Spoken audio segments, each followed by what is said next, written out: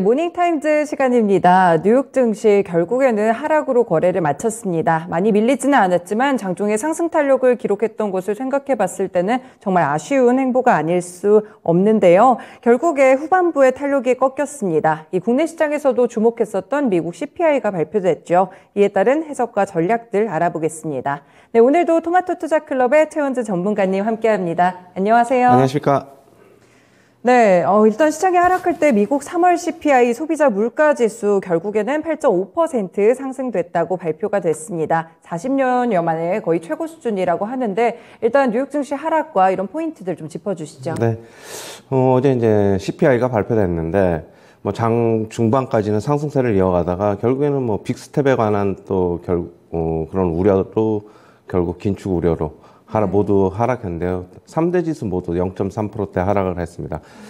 종목별로 보자면은 강세 종목은 애플과 테슬라가 1%대 초반에 상승세를 기록했고요. 자동차 부품 업체인 앱티브가 2.4% 상승, 철강 업체인 뉴코가 3% 상승했습니다. 모든 섹터 거의 다 내렸는데 에너지 섹터는 유독 강했는데 거의 한 2% 가까이 상승했죠. 엑슨모빌, 쉐브론이 모두 2%대 상승했고요. 옥시덴탈도 2% 상승, 대본에너지가 3.7% 상승했고 마라톤 오일이 4.1% 상승했습니다. 3월 CPI가 발표됐는데요. 전년 대비 8.5% 상승했습니다. 40년 만에 최고치인데요. 컨센서스는 소폭 상회했습니다. 그리고 에너지와 식료품 가격을 뺀 근원 CPI도 발표됐는데 전년 대비 6.5% 상승했습니다. 역시 40년 만에 최고치인데 컨센서스에는 부합을 했고요. 지금 CPI 같은 경우는 전월 대비 1.2% 상승했고요. 지금 근원 CPI 같은 경우에는 전월 대비 0.3% 상승했는데 컨센서스는 0.5%로 나와 있는데 소폭 하회했습니다.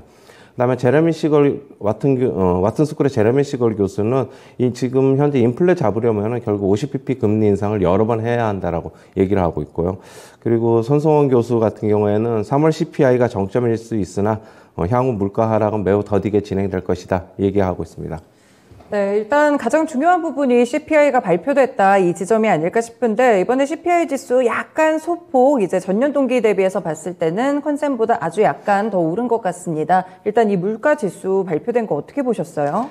일단은 그냥 그런 CPI 말고 CPI 같은 경우에는 역시 네. 휘발유 가격이 상승분이 한 절반 정도를 차지했고요. 네. 역시 근원 CPI 같은 경우에는 좀 예상치보다는 예상치에 부합했고 전월 대비 하락한 거는 네. 전월 대비 중고차 가격이 조금 한 약 3.8%, 4% 가까이 하락한 게 영향을 미친 것으로 보고 있습니다. 네. 지금 그러나 이제 CPI 같은 경우에 큰 폭의 상승한 게, 지금 휘발유 가격 말고도, 네. CPI에서 3분의 1을 차지하는 임대료가 역시 중요하게 차지했는데요. 전년 대비 임대료가 약 5% 정도 올라가지고, 네. 이것도 크게 영향을 미친 것으로 보고 있습니다. 아, 그렇군요. 그렇다면 근원 CPI 이쪽에 조금 더 주목을 해서 의미를 부여를 하면 되는 걸까요? 일단은 지금 근원 CPI 같은 경우는 에너지와 식료품 가격을 뺀 가격이니까, 네. 뺀 수치니까 결국에는 유가가 지금 꺾여서 내려오고 있는 상황이지 않습니까? 네. 그렇다고 보면은 지금 일단은 조금 전에도 얘기했듯이 일단 인플레는 최고점을 좀 지난 것 같다. 그렇게는 얘기하고 있는데, 6월까지는 월가에서는 한 7%까지는 하락할 것이다. CPI 기준으로, 근원 네, CPI 네. 말고 하락할 것으로 보고 있지만 7월부터의 하락은 매우 미미할 것이다. 그렇게 보고 있습니다. 네, 그렇군요. 이 인플레이션이 결국에 이제 CPI가 나타내는 것이 인플레이션 지표를 좀 보여주고 있는데 사실 말씀 주신 대로 전문가들 사이에서도 인플레이션이 고점이냐 아니냐 이 의견이 좀 상당히 엇갈리고 있더라고요. 일부 이코노믹스 분석가 같은 경우에는 결국에 수치가 정점을 찍었다라고 얘기도 있었고 휘발유 가격이 최근에 이제 완화되고 있다 보니까 3월 인플레가 정점이다 이런 이야기도 하더라고요. 전문가님이 보시기에는 그럼 인플레이션 고점이라고 보시는 건가요? 일단 저도 최고점은 나온 것이라고 보고 있는데, 네. 하지만 이제 저도 이제 역시 하락폭은 앞으로 미미할 것이다. 저도 그렇게는 보고 있어요. 네. 일단 임금 상승, 그 다음에 물가 상승이 같이 겹치고 있다 보니까 임금 상승이 결국에는 제품 가격도 같이 올리는 상황이 되다 보니까 결국에는 하락폭 굉장히 좀 미미할 것으로 보고 있고, 특히 주거비 임대료 쪽의 하락이 굉장히 좀 더딜 것이다, 그렇게는 보고 있습니다. 아, 그렇군요. 최고점에 이미 나왔다. 근데 하락폭 자체가 크지는 않을 것이다. 이렇게 좀 보고 계시네요. 인플레이션이 아무래도 이제 정점을 기록한다고 하더라도 그럼 향후에 좀 하방 경직성이 나타날 것이다. 이런 주장이 있는데, 뭐 순성훈 교수도 보니까 물가 하락이 매우 더디게 진행될 것이다. 이렇게 언급을 좀 했더라고요. 네. 앞으로의 인플레이션 흐름 어떻게 보시나요, 그러면? 일단은 뭐 손성훈 교수가 얘기하는 거는 휘발유 가격하고 이제 중고차 가격은 자기도 이제 정점을 지난 것으로 보고 있는데, 하지만 이제 서비스 비용이 전년 대비 한 5% 정도 상승해가지고 앞으로 더 오를 것이다라고 얘기를 하고 있고요. 지금 노동력이 부족해서 하고 지금 엔데믹 노동력이 부족해하고 함으로 인해서 결국에 임금 상승이 일어나고 있고, 그리고 엔데믹 전환으로 인해서 수요 증가가 나타날 것이어서 서비스 비용은 앞으로 더 오를 수밖에 없다 얘기를 하고 있습니다. 그리고 손성훈 교수가 계속 얘기하는 거는 뭐 저도 비슷한데, 임대료 상승, 주거비 상승 이쪽이 결국에는 인플레를 압박하는 요인이 될 것이다 향후에는 얘기를 하고 있고요. 지금 임금하고 물가하고 이제 번갈아 오르는 이런 사이클은 한번 시작되면은 쉽게 멈추기 어렵다라고 지금 얘기를 하고 있습니다. 손성훈 교수는 5월에 50bp 금리 인상보다는 6월, 7월에 오히려 50bp 금리 인상을 좀 높게 바라보고 있고요. 지금 만약에 역사가 똑같이 과거와 되풀이 된다면 연준의 금리 인상은 너무 높게 할 수도 있고, 그 다음에 빨리 올려가지고 경기 침체를 초래할 것이다, 그렇게 얘기하고 있습니다. 네, 그렇군요. 주거비 상승이라든지 이제 리오프닝이 계속되다 보니까 서비스 비용이 오르고 있다는 점, 이런 부분도 좀 보셔야 될 것 같아요.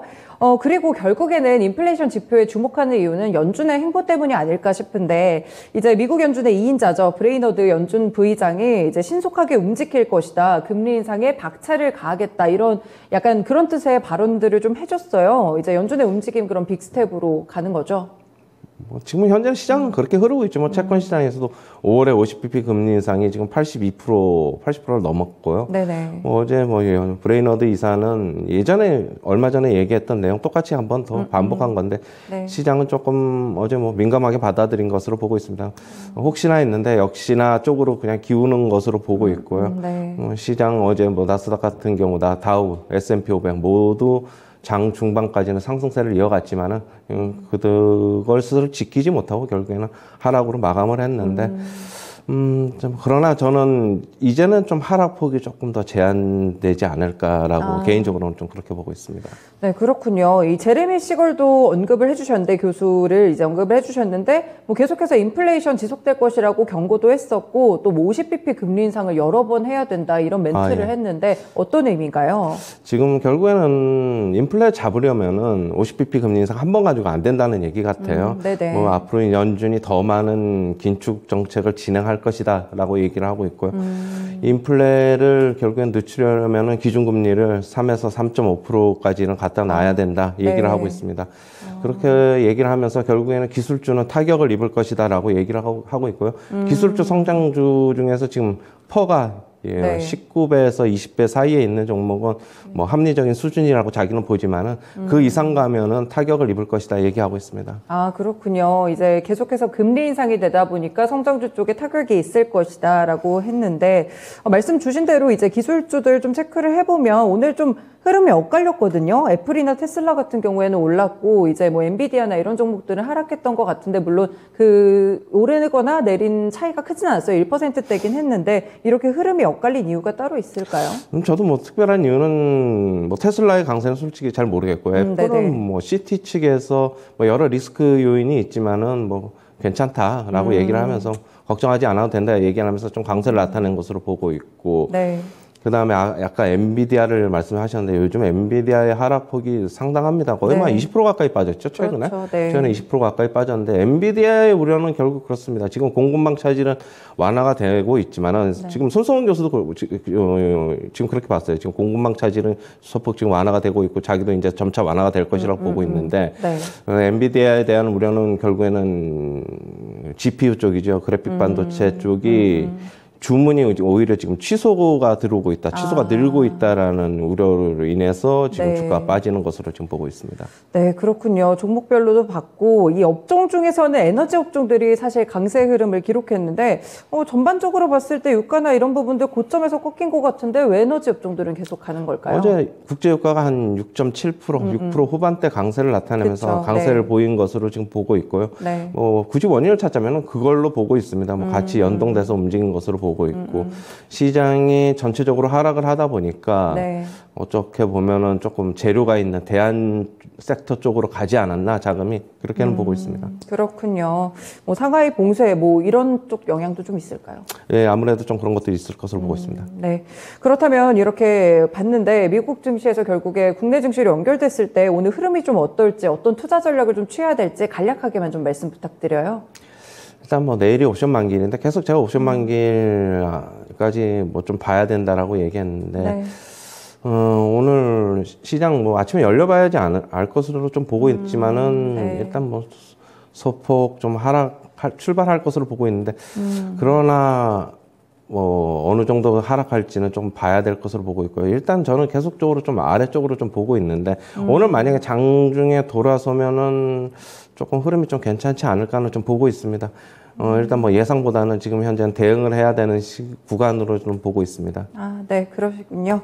네, 오늘 뉴욕 증시 이제 하락을 했는데 소폭 하락 출발하더라도 이제 대응을 하면서 대응의 영역으로 풀이를 해주셨습니다. 네, 오늘 말씀도 고맙습니다. 네, 감사합니다. 네, 뉴욕 증시 CPI 이야기가 있지만 또 인플레이션에 대한 시각들은 엇갈리고 있습니다. 연준의 빅스텝 어떻게 좀 결정이 될지 이런 부분들 살펴보시면서 오늘 국내 시장 이후에 대응 잘 해보시면 좋을 것 같아요. 지금까지 모닝타임즈 시간이었습니다.